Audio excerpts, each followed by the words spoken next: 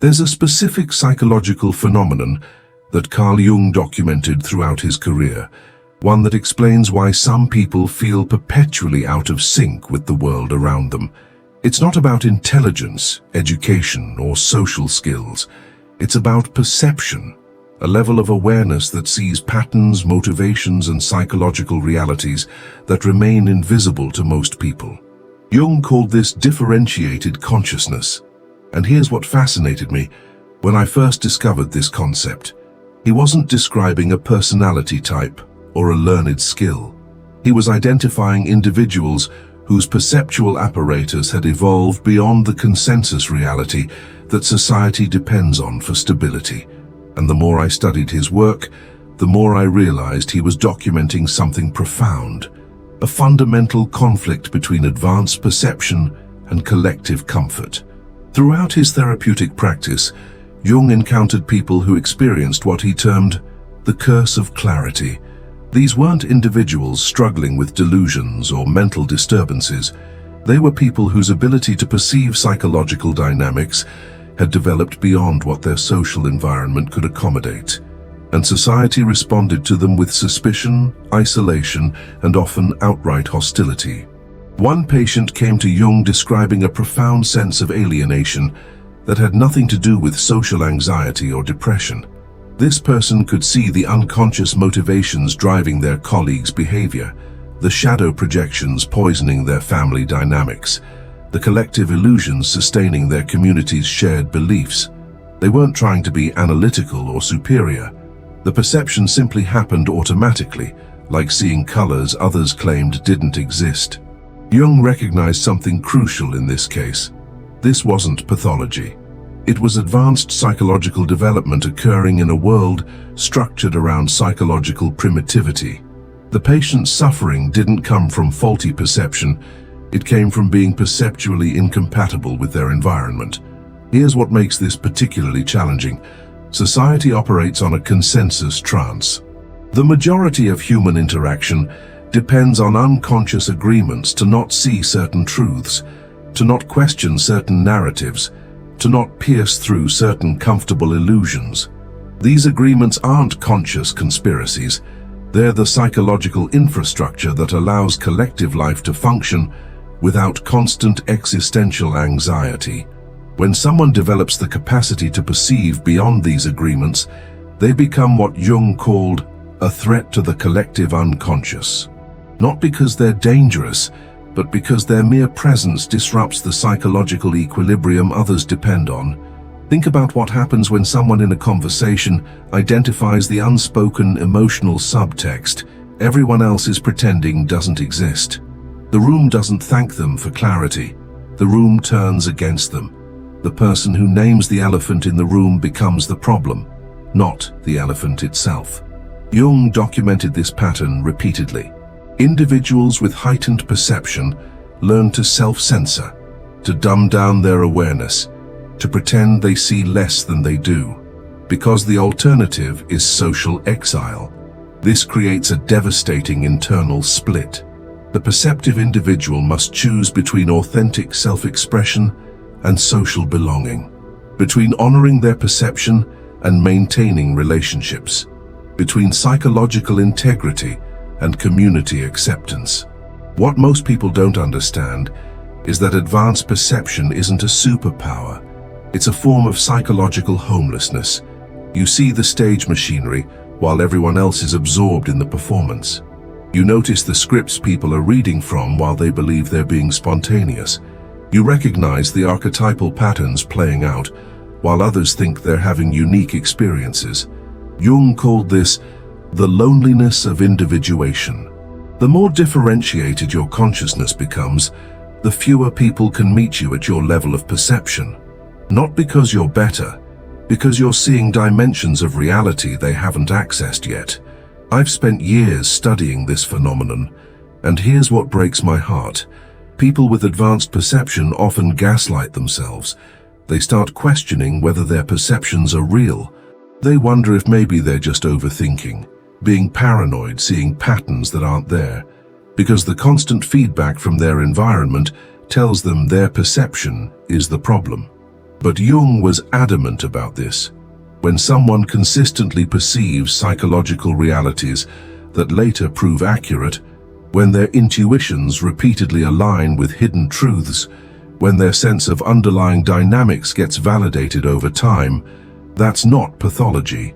That's advanced perceptual development being pathologized by a less developed collective. The scientific basis for this is profound.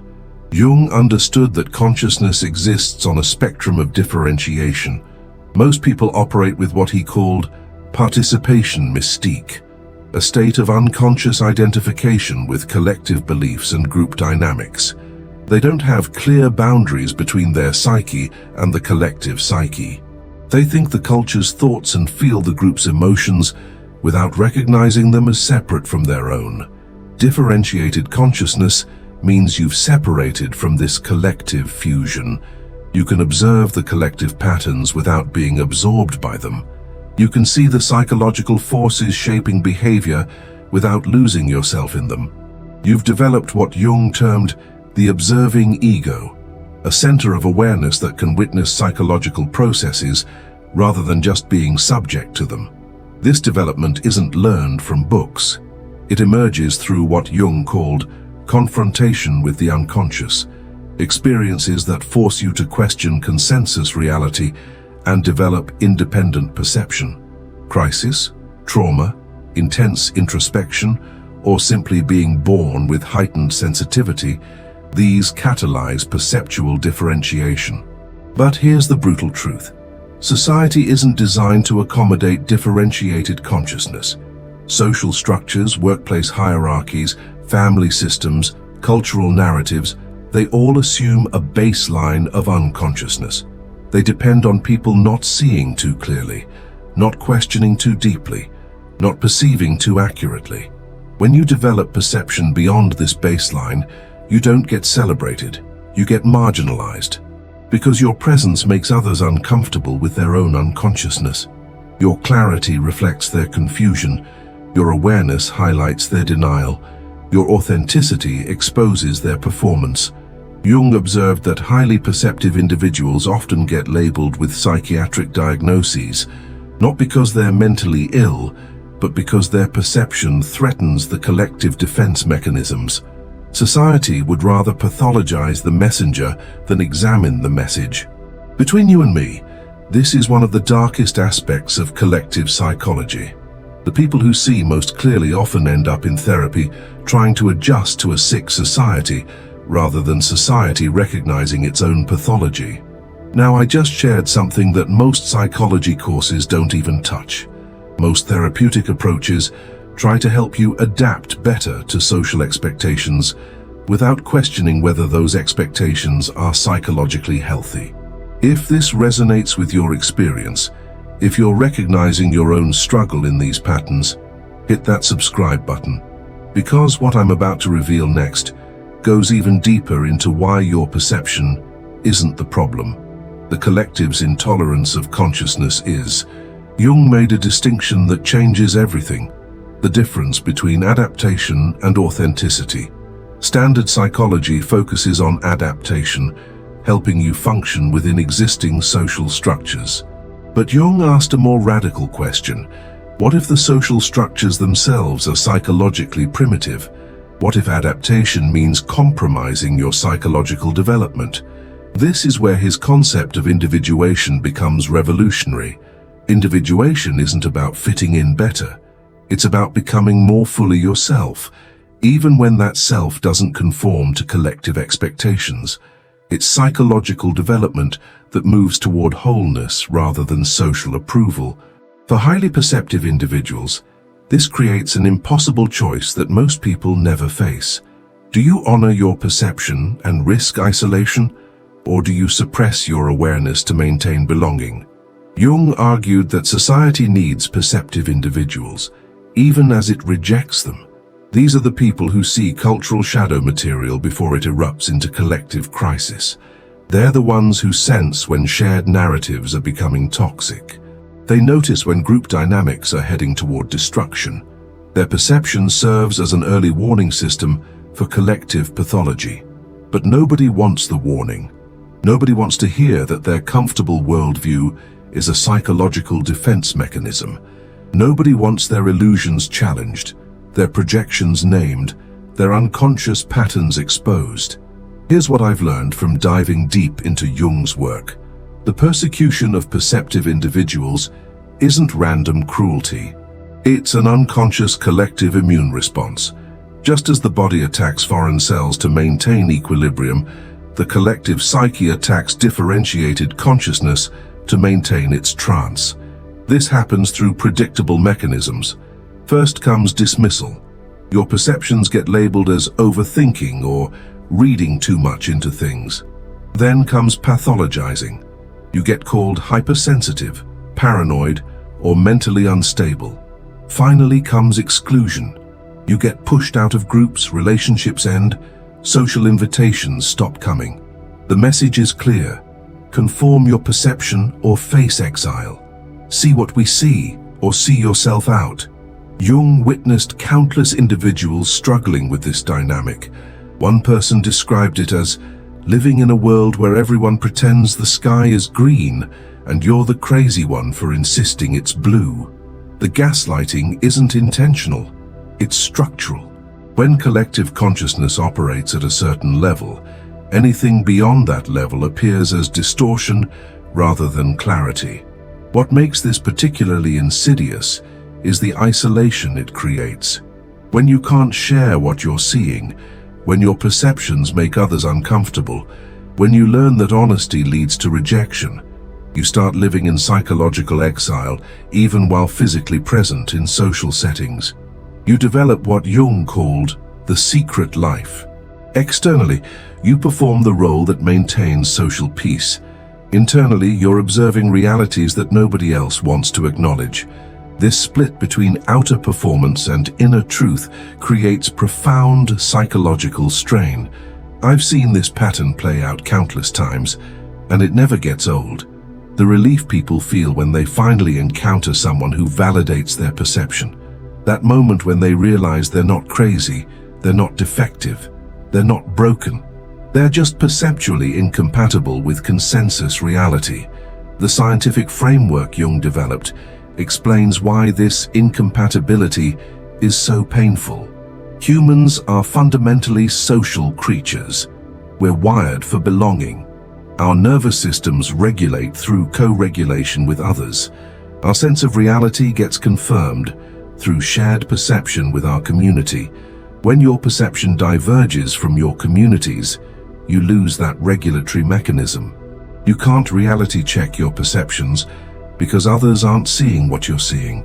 You can't co-regulate emotionally because others aren't responding to the same stimuli. You become psychologically untethered. This creates what Jung termed inflation or deflation. Either you inflate, deciding your perception makes you special, superior, chosen, which is a defensive compensation for isolation. Or you deflate, deciding your perception makes you defective, broken, wrong, which is an attempt to preserve belonging by pathologizing yourself. Neither response addresses the actual situation. You've developed perceptual capacities that your environment can't accommodate. That's not grandiosity, and it's not pathology. It's developmental mismatch. Jung was adamant that the solution isn't regression, dumbing yourself down to fit in. The solution is finding or creating environments where your level of perception is recognized, valued, and matched by others who see similarly. But here's the challenge. Those environments are rare. Highly perceptive individuals often spend years searching for their psychological tribe. They move through communities, relationships, and careers, trying to find spaces where they can be authentic without being pathologized. Real talk. This is exhausting. The constant calculation of what you can say, what you need to censor, how much truth each person can handle, it requires tremendous psychological energy. Energy that could be directed toward growth, creativity, and contribution, instead gets consumed by social navigation. Wait until you see what this means for your relationships. Because the interpersonal dynamics that emerge from perceptual mismatch create patterns that most people never recognize they're trapped in. Every relationship operates on an implicit agreement about what can be perceived and what must remain unconscious. Couples unconsciously negotiate which topics are safe, which patterns can be named, which truths can be spoken. Families develop elaborate systems of what everyone knows but nobody says. When you're highly perceptive, you threaten these agreements constantly. You notice the dynamics others are invested in not seeing. You sense the emotions people are working hard to suppress. You recognize the patterns everyone has silently agreed to maintain. Partners may accuse you of ruining good moments by noticing underlying tensions. Family members may label you the problem because you won't participate in collective denial. Friends may drift away because your presence makes pretending harder. Jung worked extensively with this dynamic. He recognized that relationships between individuals at different levels of consciousness are inherently unstable. The less conscious person experiences, the more conscious person's awareness as threatening, while the more conscious person experiences the less conscious person's denial as suffocating. Let me paint you a picture that'll make this crystal clear. Consider the workplace. Every organization has an official culture and a shadow culture. The official culture is what's stated in mission statements and employee handbooks, values like integrity, collaboration, excellence. The shadow culture is the actual operating system, the unspoken hierarchies, the political dynamics, the real rules for advancement. A highly perceptive employee sees both systems clearly. They notice when stated values contradict actual priorities. They recognize the political undercurrents driving decisions. This perception doesn't make them better employees. It makes them threatening ones, because they can see through the organizational theater that everyone else is invested in maintaining. The same pattern plays out in intimate relationships. Every partnership has its own version of official and shadow dynamics. A perceptive partner sees both. They notice when their partner says one thing, but their energy communicates another. They recognize when conflicts aren't about the stated issue, but about deeper patterns. If they name these perceptions, they risk being accused of creating problems or being negative. The relationship often can't hold the level of honesty their perception requires. Think about family systems. Every family has mythology, stories they tell about who they are. And every family has reality, the actual dynamics, the roles people are forced into, the traumas being reenacted. Perceptive children often become the identified patient, the family member labeled as troubled, not because they're actually more troubled, but because their perception threatens the family's defensive structure. Look, while everyone else is consuming mindless content, you're here diving deep into the psychological realities most people spend their lives avoiding. Hit that subscribe button because I'm about to share the framework Jung developed for maintaining psychological integrity in a world that can't handle your awareness. Jung spent the latter part of his career developing practical approaches for individuals struggling with this exact challenge. His framework begins with what he called the acceptance of solitude. Not loneliness, solitude. The recognition that psychological development beyond collective norms means accepting a degree of existential aloneness. The second element is symbolic life. When you can't share your perception directly, you express it through symbols, art, writing, music, any creative medium that allows you to externalize your awareness without requiring explicit understanding from others. The third element is selective sharing. You don't need everyone to understand your perception. You need the right people to understand it. This means developing discernment about who can handle your depth and reserving your full honesty for those relationships. The fourth element is the development of inner authority. When external validation is scarce, you must cultivate the capacity to validate yourself. This means trusting your perception even when others deny it, honoring your awareness even when it isolates you. The fifth element is controlled regression, the ability to temporarily dial down your perception when necessary for practical functioning or social harmony without losing your overall capacity. Think of it like having advanced hearing. Sometimes you need to function in loud environments without being overwhelmed by every sound. The sixth element is the cultivation of the transcendent function. This is the capacity to hold tension between opposites without collapsing into one side. You honor your perception as valid, while respecting that others are at different developmental stages. You maintain your awareness while having compassion for those still operating unconsciously. The seventh element is the commitment to service. When you see what others don't see, you have a responsibility to use that perception for something beyond personal validation. Your awareness should serve life somehow, speaking difficult truths, creating work that makes invisible patterns visible, or simply being a presence who refuses to participate in collective illusions. You know what gets me about this whole dynamic? Society tells perceptive people that something is wrong with them, when actually their perception is exactly what the collective needs for evolution. Every major shift in collective consciousness happens because some individuals saw beyond consensus reality and refused to unsee it. Your perception operates the same way at whatever scale you're working. That perception matters. Because consciousness evolves through individuals who refuse to participate in collective unconsciousness. This brings us to the final element, the recognition that you're not actually alone. There are others scattered across geography and time operating at your perceptual level. Jung emphasized that finding even one or two of these individuals transforms everything, because they prove you're not crazy. They validate that what you're seeing is real. Look, your perception isn't a curse. It's evidence of consciousness that the collective desperately needs. The challenge isn't changing your perception, it's learning to live with it skillfully. So here's what I'm asking. First, subscribe to this channel. Every video gives you tools for maintaining psychological integrity. Second, turn on notifications.